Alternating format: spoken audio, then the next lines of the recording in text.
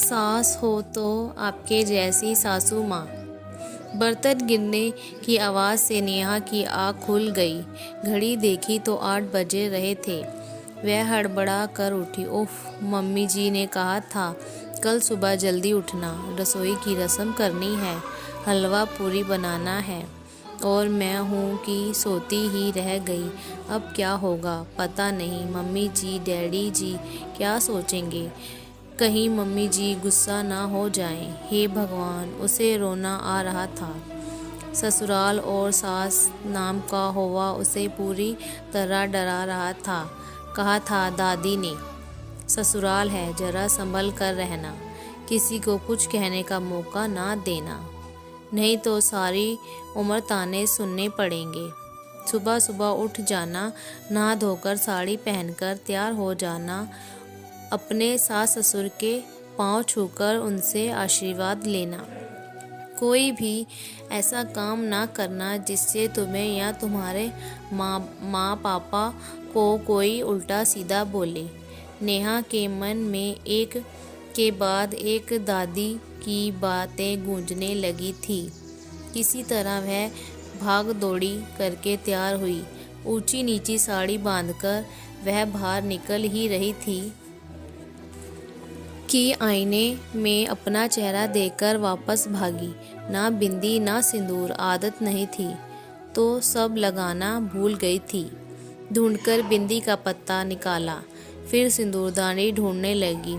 जब नहीं मिली तो लिपस्टिक से माथे पर हल्की सी लकीर खींचकर कमरे से बाहर आई। जिस हड़बड़ाई में नेहा कमरे से बाहर आई थी वह उसके चेहरे से, उसकी चाल से साफ झलक रहा था। लगभग भागती हुई सी वह रसोई में दाखिल हुई और वहां पहुंचकर ठिठक गई।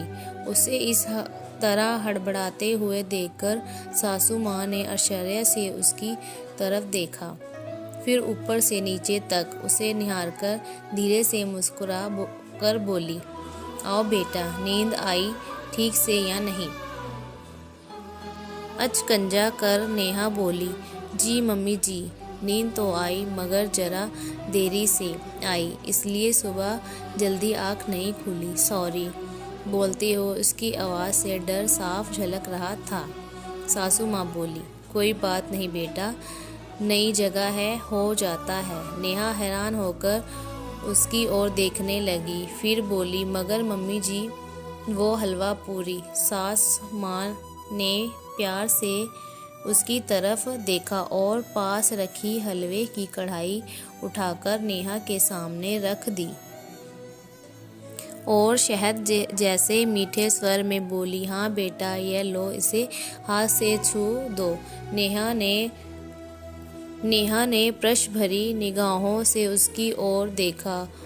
उन्होंने उसकी ठोड़ी को स्नेह से पकड़कर कहा, बनाने को तो पूरी उम्र पड़ी है, मेरी इतनी प्यारी गुड़िया जैसी बहू के अभी हंसने खेलने के दिन हैं।